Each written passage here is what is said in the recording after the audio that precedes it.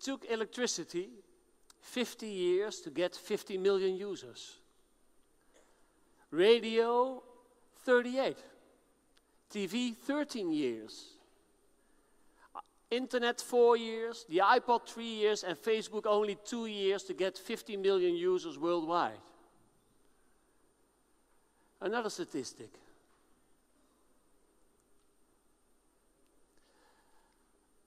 Products have, like people, a life cycle. They're born, they grow, they saturate, and they decline. Now, the last 50 years, this life cycle has diminished with a factor of 4. Cosmetics had a shorter cycle, and it's down from 8 years until 2 years. The longest cycle were pharmaceutical products. They had a life cycle 50 years ago of 24 years, and they are now down to 8 years. And now the bad news. I'm sorry that I have to bring you the bad news. In your companies, on average, 6 out of 7 innovation projects never reach the market. They die before they are introduced because of a lack of support, a lack of attractiveness to your customer, or a lack of feasibility. Mind you, in your companies, a lot of resources are wasted. And the first is not to accept this ratio. Try to do it better. Why can't we double the ratio and do it much more better? Now, if I combine these facts, there's only one conclusion. Innovation is more essential than ever, and it is very risky. Now, first of all, what is then innovation? I could give you a very complicated scientific definition, but I will not. For me, I write innovation with a big N. The N of new. Doing new things. That's innovation. Now that's totally different than improvement, right? I know lean is very popular in Turkey, improvement is very popular, but improvement is natural. If you make a mistake today, you won't make the same mistake tomorrow. My teenage daughter would say, duh, of course you improve, right? But when improvement doesn't work anymore, you have to do something else, and that's innovation.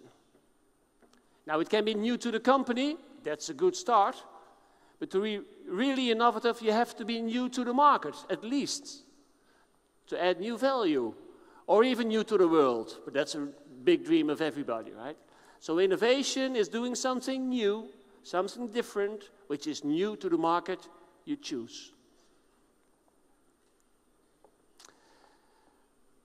Now, there is continuous improvement, but you can't continually innovate. You will go broke within 3 years. Why? Because you have to earn your money. And if 6 out of 7 projects fail continuously, you will be broke, right? So if you can earn your money in an easy way, continue with it. But there comes a moment when you have to innovate. So innovation is discontinuous.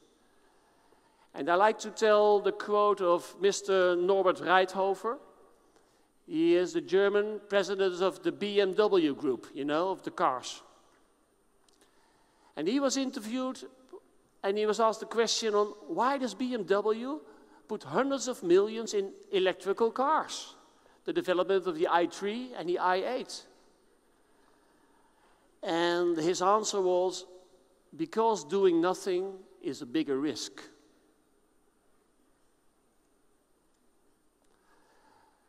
So, thank you.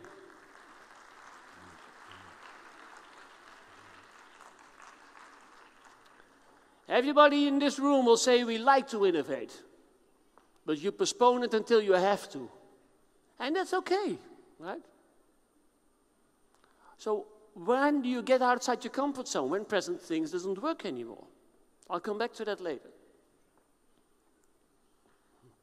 Now here you are then, as innovation manager of a company, this is you.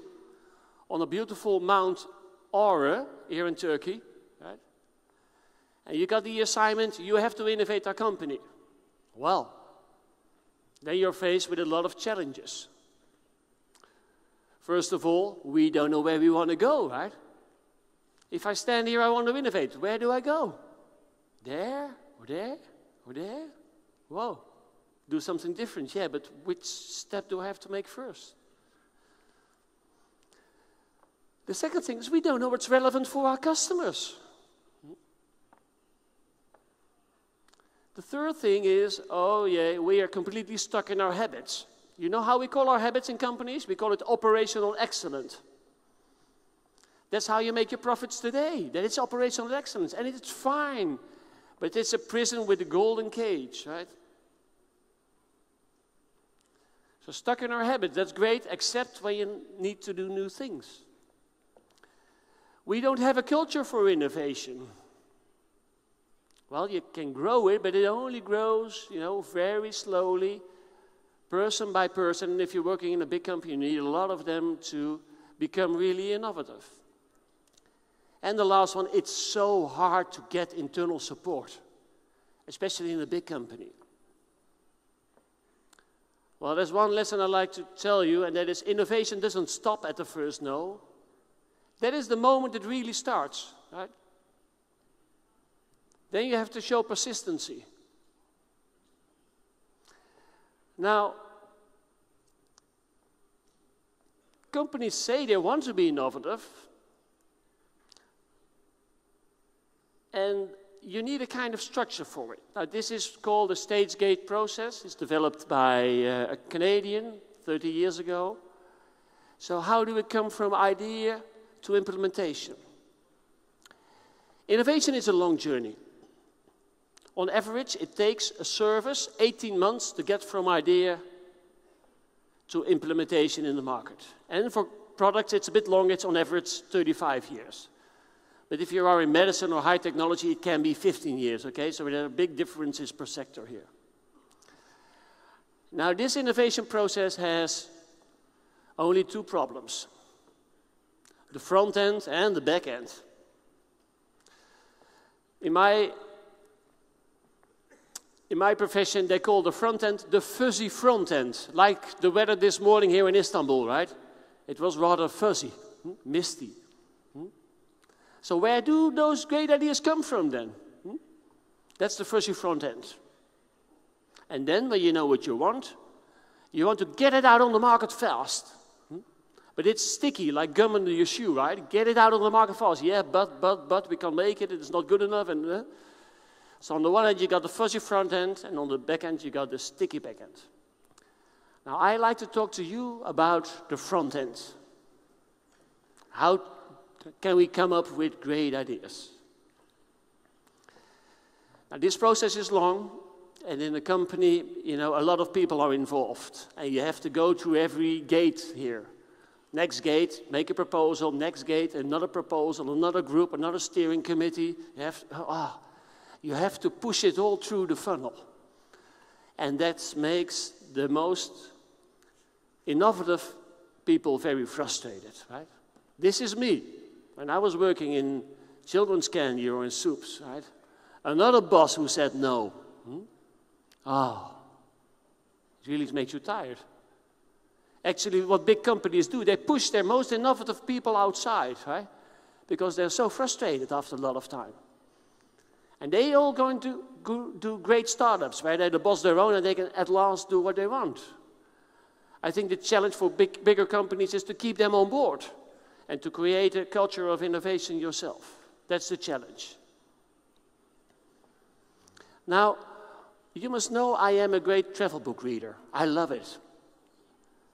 And when I was making the presentation, I was also reading a travel book. And this travel book was an advertisement in the London newspaper in 1913. It was an advertisement where Shackleton, who wanted to go to Antarctica, wanted to recruit his men. And I will show you the advertisement. So this is original. Men wanted for hazardous journey, small wages, bitter cold, long months of complete darkness. Safe return doubtful. Uh-oh. Honor and recognition only in case of success. In my opinion, this is the first advertisement for an innovation director 100 years ago. Right? Innovation is very risky. Now, seeing this advertisement, I thought, wow, I reread all my Explorer books. And I thought, what can we learn from all those expeditions from the past? And I'd like to share some lessons with you.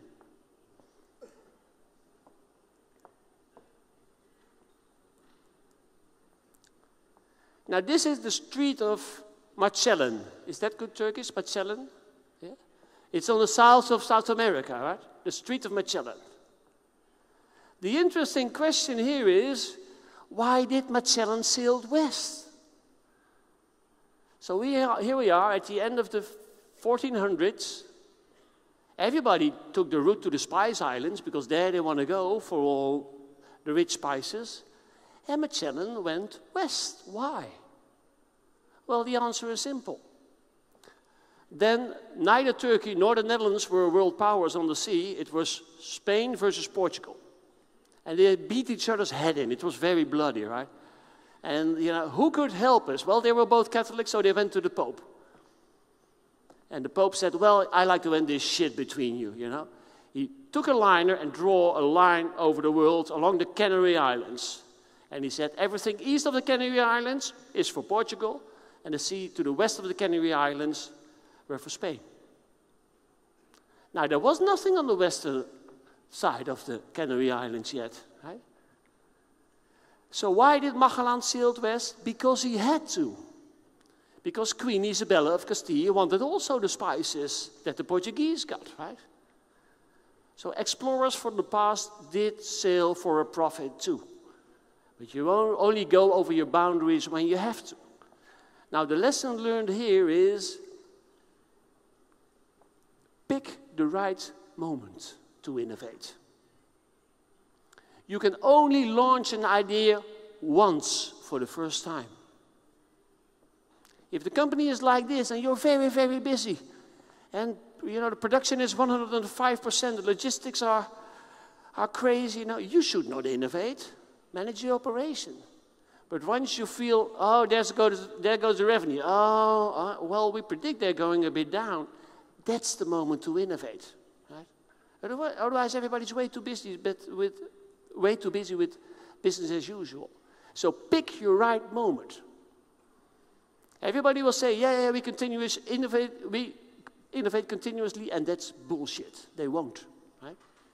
Why not? So let me ask you a question. Will you help me? Who of you likes to innovate? Please raise your hands.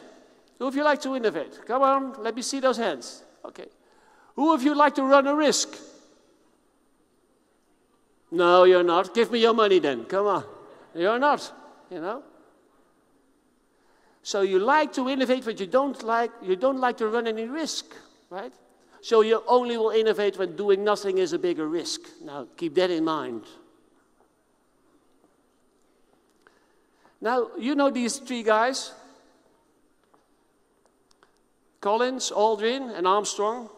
You know, I was 9 when Armstrong landed on the moon. On a black TV screen, you know, I saw this, like this move in the middle of the night, right? It's a wonderful experience. Now, why did Apollo house a crew of 3? The Russians did it with only 1 person. Well, they housed a crew of 3 because with 3 persons you can share more in-depth knowledge, and you know more with 3. Actually, there were 6 of them. They trained 2 teams at the same time, because if Armstrong would get a flu, he would be replaced the morning of the launch. Right? Now, what is the wise lesson here for us? Well, you can invent alone, but you can't innovate alone. You can get an idea. The inventor alone in his garage gets an idea, but you can't innovate alone. You need everybody in your company. Of course, R&D, but also marketing production, buying, logistics, sales, services, IT. If it don't fit into SAP, you can't invoice it, right? So it must fit into SAP. Right? Finance, and then there are all the bosses. With every respect to all the bosses here in the front row, you know, you always have to, but, you know. So there's the country manager, the business unit director, the CFO and the CAO. They all are involved in innovation. Right? Now, this is a map of Henricus Martellus, a German cartographer. He showed it to Isabella de Castilla, and Columbus did show this to Isabella de Castilla. And why did she say yes to Columbus, who was the first one who sailed west? Why? Well, Columbus said, look, at the moment everybody goes around Africa, the long road to the east, to the Spice Islands. And I see another route. There's a route on the west. Why don't we go there from Spain, here, to the other side then, and that's much shorter, he thought. But some continents are missing here, right? We're missing America, we didn't discover it yet, and Australia neither. Now, Isabel de Castilla said yes because Columbus had a plan. He had a map. Right? And that's an important lesson for us. Now, this is a field of snow. Where would you walk? On the path, of course. Right? Now, you say you are in innovation, but actually you are not. You're actually in the business of uncertainty. And you're actually in the business of reducing uncertainty. At the start of innovation, you have 100% uncertainty that it's a good idea. And what you try to do in your R&D and development process and to make it more likely that it will be a success. That's what you do. So the main question is, how can we reduce the uncertainty that this will be another failure? That's the main question which you should manage. Right? And a path reduces uncertainty. So when you're going to innovate, show a path, right? Then will people trust you, and you can lead them along the way. Now we come to a story of my favorite explorer, that's Amundsen. Amundsen versus Scott, 1911, race for Antarctica. Scott was a really British officer, like British officers can be in the army, right? And they take their horses and hounds and their tractors, and he went for the South Pole, as did Amundsen. Now, Amundsen brought dogs to the South Pole, and sledges. And Scott took ponies to the South Pole, and the first tractors. Now, the first tractors were broken within 3 days on the South Pole. Now, on the South Pole, there are a lot of snow bridges, and when you go over there with a pony and a cart with all the stuff in it, you know, the pony falls in, and the cart goes down with it, right? And what do ponies eat? Grass. How much grass is there on the South Pole? Nothing. All the ponies died within 2 weeks. Now, Amundsen took dogs. Now, you got a sledge with 13 dogs, and the first dog falls into the snow bridge. What do the other dogs do? They pull it back, right? And you save the cart, and the dogs. And what do dogs eat? Meat. And what are dogs made of? Meat. So Amundsen left with 52 dogs and 4 sledges, and he returned with 1 sledge and 13 healthy dogs. He fed the weaker dogs to keep the strong dogs strong. Right? And that's clever. Now, how come that Amundsen did this? Amundsen was 2 years before he went to Antarctica. He discovered the Northwest Passage along Canada, and he lived with the Inuit for a year. And there he observed and learned how the Inuit used their dogs. Right? Now, what is the lesson here for us innovators when you're going to new markets and new countries? You should observe and learn first before you do things. Observe the market, talk to customers, Be there, learn, then ideate and come with new solutions for them.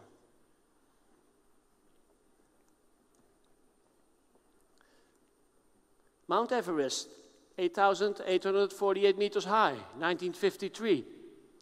British expedition.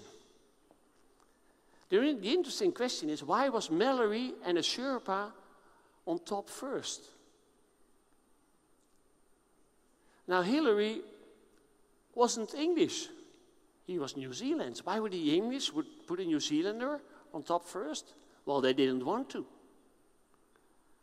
So Hillary and the Nepalese Sherpa, they were the second top team. The first top team were two Englishmen, of course. And they went up to 100 meters, and then they failed because their oxygen masks were frozen.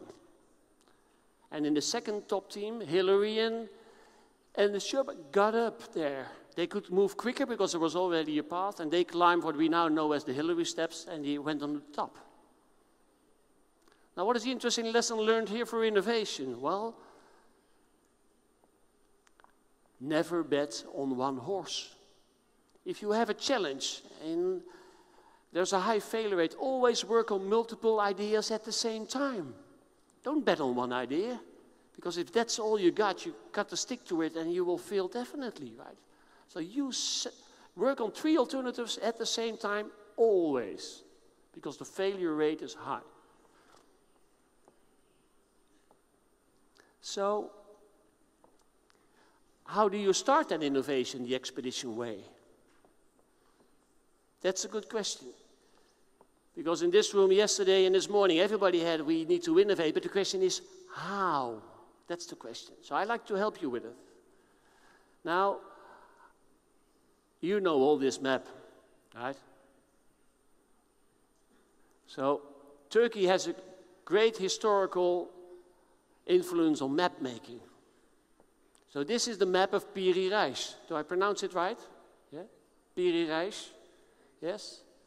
He was an Ottoman admiral, a seafarer and a cartographer. So his first world map was from 1513. Right? And it was a great historical value because he used all the data from the maps of Columbus, who were later destroyed. So thanks to him, we know where Columbus has been. Right? And in the tradition of Piri Reis, I like to help you to start innovation with a map. Okay? Now, here's the map. You first draw, so what's, a couple of islands. And you also draw a kind of obstacles in there. Right? If you look here at the obstacles, right, you see the busy escape harbor. Not too busy to innovate. Or the customers are scary cliffs, right? Or my boss won't let me island, right? All the failed brainstorm wrecks, right? You see, it's now a never current. Are we creative enough?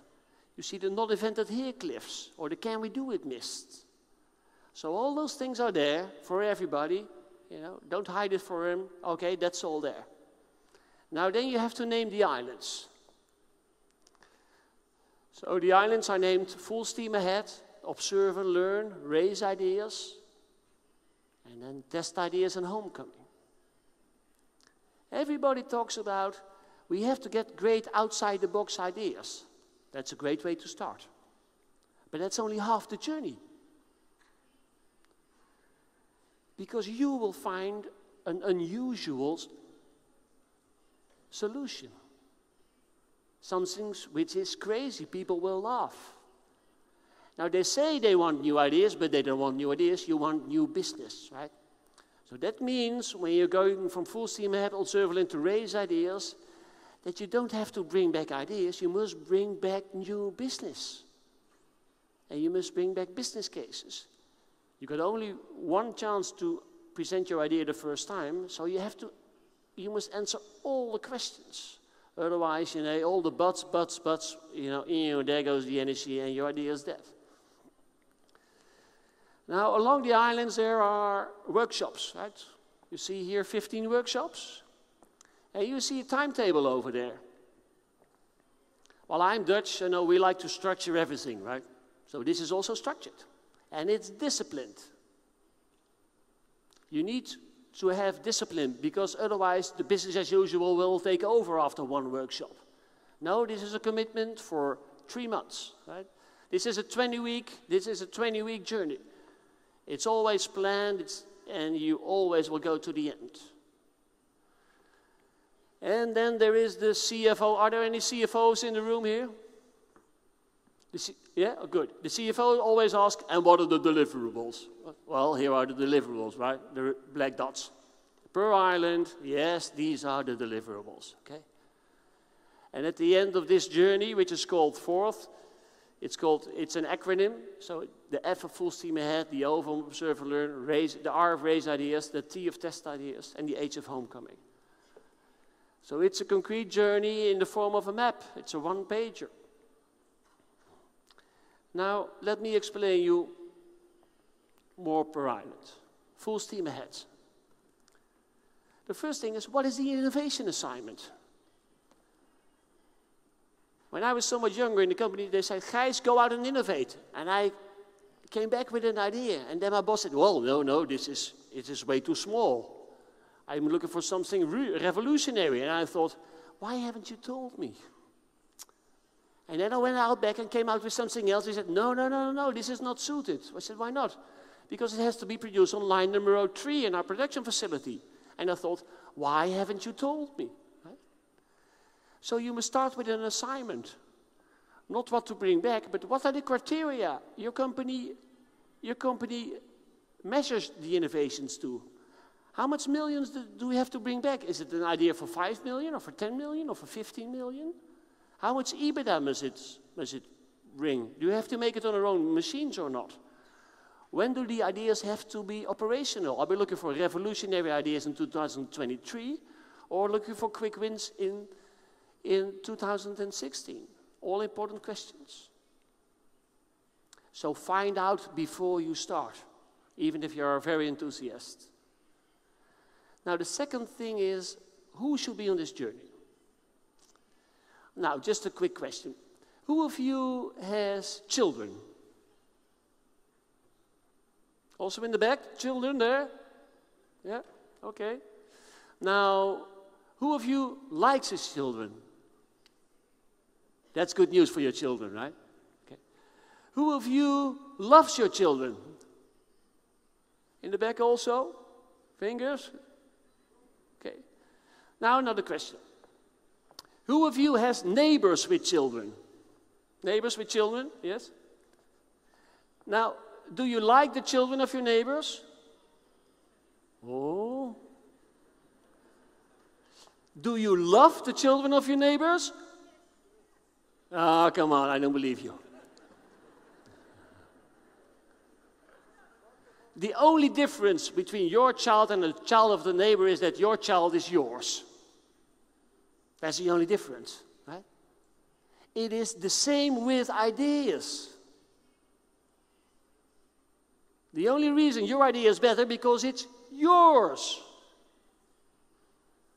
Now this is interesting.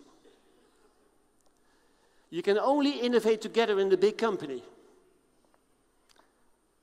Now, will I spend 36 months working on your idea? No. It has to be our ideas. We all need to be parents of the idea, otherwise I'll be working for you. So that's why start innovation already in the ideation phase with a team. And make everybody ownership of the idea, right? That's important. So start with a team. Now, not only the workers, also include top management. And normally they would be sitting in a steering group, right? You're the working group and they're the steering group. Well, the steering group is there only to say no to whatever the working group proposes. That's a steering group, right? Yeah, well, not all. I'm a bit exaggerating, but I'm Dutch, okay? Now get the top people on board. And if they say, I don't have time, don't innovate. You don't have 7 days in your whole year to work on an innovation project? Innovation is building the future of your company, right? That's the CEO's task, right? So you as leaders should be prepared to join your team on an innovation journey. Why? Because it's the most difficult task there is, and you are the best men and women. That's why. Right? Now, then we go to the next phase. It's not raise ideas, it's observe and learn. Now, who of you has a car? Yeah, a lot of cars. There must be more cars because Istanbul is full of cars, right? Okay. Who of you has car insurance? Who of you changed his car insurance in 2014? Well, 10, 15 people? That's not so much. Who of you goes to the hairdresser? The barber, the hairdresser?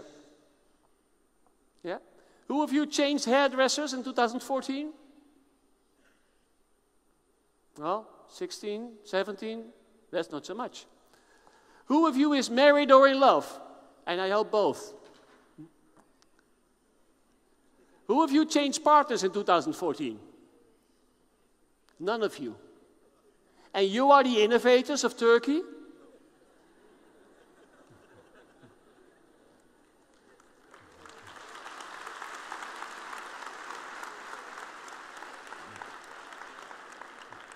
When you introduce a new product, that means that the customer has to change his behavior. Why should I, as customer, change my behavior? Only if you solve for me a problem. I change hairdressers when, he messes up. Or I change my car insurance when it's way too expensive. So you must not look for... So if you want to bring to the market ideal solutions, you must first go out looking for problems, not for ideas. And that's what you use Observe and Learn for, to identify relevant customer frictions in the market. What do they struggle with? What do they don't find easy? Because there are the opportunities for you. There's another reason why this phase is the most important phase of the whole methodology. On which moments you get your best ideas. Now, don't say at the office because you will be lying. You don't get your best ideas in the office. You do it while jogging. Or you do it in the morning when you wake up, right? Or under the shower. Or in your holiday, right? You get your best ideas when you stop thinking. That's why all the brainstorms fail. Get together 3 hours and we must brainstorm. We always get the great ideas after the brainstorm. Now, Observe and Learn is important because you had a challenge at the kickoff, and then you have 6 weeks to explore. And you come into new territory, and then you get suddenly all kinds of ideas because there's a big challenge here in your belly. Ooh. And you write that down in an Observe and Learn little booklet. Right? And then when we come to the next phase, the next phase is raise ideas. You don't have to raise ideas, but you can share them with each other from the whole team. And then you get an explosion of ideas.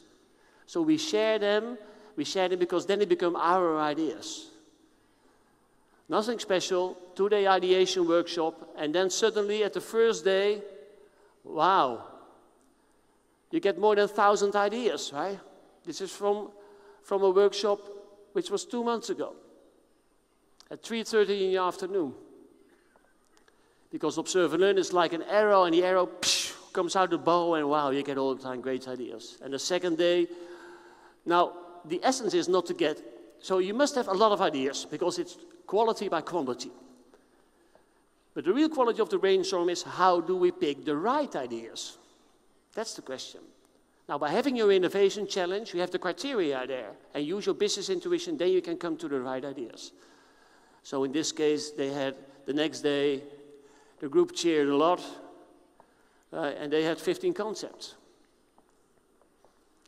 Why do you have to have a lot of concepts? Because, we don't know yet if these ideas are good. So here we are outside the box, 15 concepts. But the question is, are these good ideas or not? Now, you say yes, because but you love your children, you also love your own ideas. Now, who are the persons who can judge if this is the right idea? Customers. So don't go to customers at the end of the innovation funnel, after your R&D work. Get the testing up front. So test ideas, that's the next phase. Let's bring these concepts to the customer and see what they will do. And they will slash and burn at least half of them. But luckily enough, you got 4 or 5 or 6 good ideas. And then you come to the last phase. The last phase is homecoming. Now, don't bring back ideas, bring back what I call mini new business cases. It are guesstimations on what's the customer friction, what is our concept. So what's the competition and how will we differentiate our product? What's the added value for the customer? Why would he change his behavior? The question is, what kind of revenues will it bring us first, and how do we think of the feasibility? Now, remember, we're only at the front end yet, but you must know about, okay, how long will this take? Do we have the technology in home? Do we have to look for partners or not? Those questions you will answer. And that brings you back. Now, I developed this journey because I was so frustrated trying to make companies innovative. Now, you are the only ones who can make your company innovative, so do it yourselves. Yeah? Use a kind of a structured process like this. In the meanwhile, so since the start of this methodology, there has been 35 successful implementations in any sector. That's the nice thing of the front end. You can use it to come up with ideas for industry or for services, or in healthcare or for governmental services, so that's nice. And research, it was scientifically researched, 10 cases in Germany, the Netherlands, and Belgium, and it showed that the methodology doubles your effectiveness. Well, that's also said my intuition. If you spend more attention to the front end and you develop their business cases, you can focus on lesser initiatives which go faster through the innovation funnel. And that's important because the world is asking for more speed. So focus on less projects, but the projects which you do them better and more intensively. Right? So I'm happy to say that research showed that 2 out of the 3 business cases are introduced on the market, and that's great. Right? Then you raise your effectiveness. Now, I'm happy with one thing. I'm very happy, and that is I trained Nure Tanes here in this methodology, and it's translated the map in Turkish. So I have the first scoop. I have now the map here in Turkish for you. So it's Tam Yolileri, Gözlem Yap Ev Ögren, Fikeler Öret, Fikeleri Testet, Ivi Dünüş.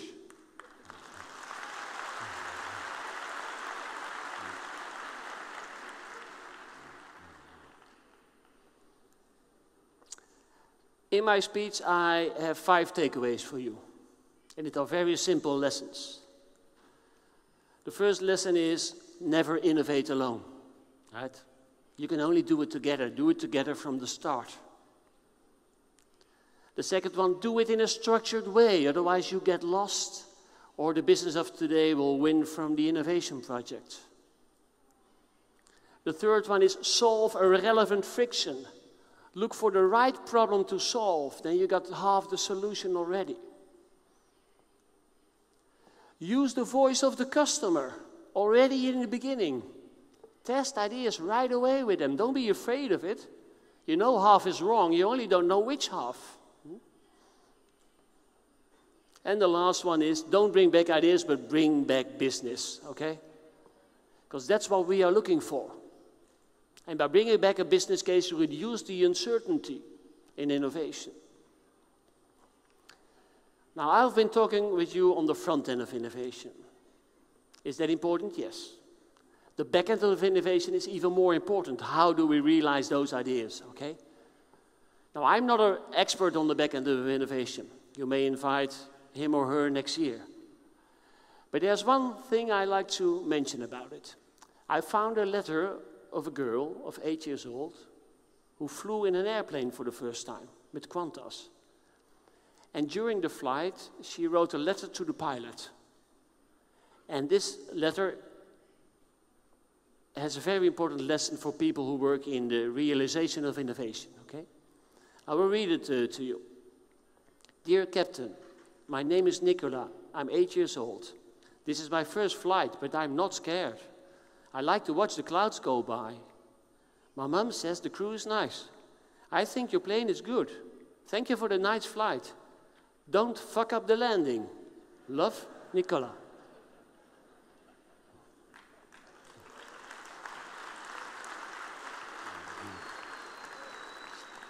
So if you start innovation the right way, okay, don't fuck up the landing.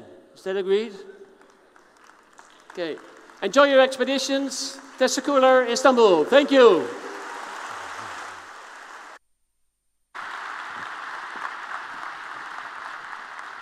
Thank you. Thank you. It was a great. May I ask one question? If we have an idea and we create a team and we start the journey, in which step and where we can judge it that if we are in the right way, if we have the right idea, because it will not be easy, but sometimes it's not the right idea, or it's in the team, there are some problems in the team. How do you find out this kind of negative things? Okay, well, the first thing you do is start with a challenge, not with an idea. So start with a challenge. And then the most important thing is, in full steam ahead, observe and learn, to postpone your judgment. Postpone it. Don't judge. Don't say any negative things. You know why? You will have your present blinders off, right, if you judge. Now, the most innovative ideas are here and here and here and here, and they are odd. You think of them today, with your reference of today, you'll think them as crazy.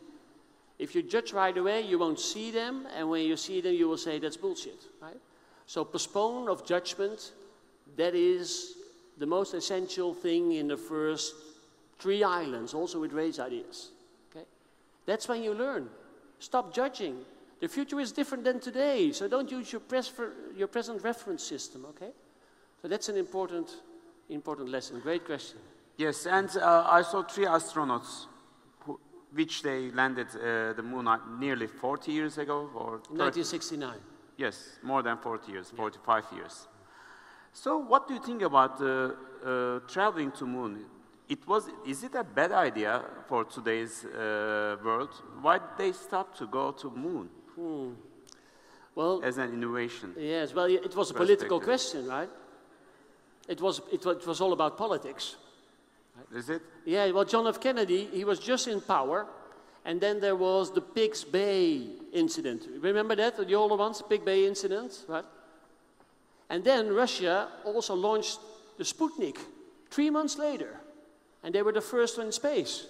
Wow, he had to do something. And what did he say? He held a famous speech. And he says, before the end of this decade, we will set a man on the moon and bring him back safely. So he had a big goal, right? Like your Innovasyon 2023, right? We have a big goal. And the whole American, yeah, it's a big goal, I like it. And the whole American travel to the moon was only about politics, only about proving that America was superior to Russia. And when they did that, the interest in the moon was lost, right? It was all government, right? So that was the real reason for going to the moon. Thank you very much for joining us today. Thank you very much.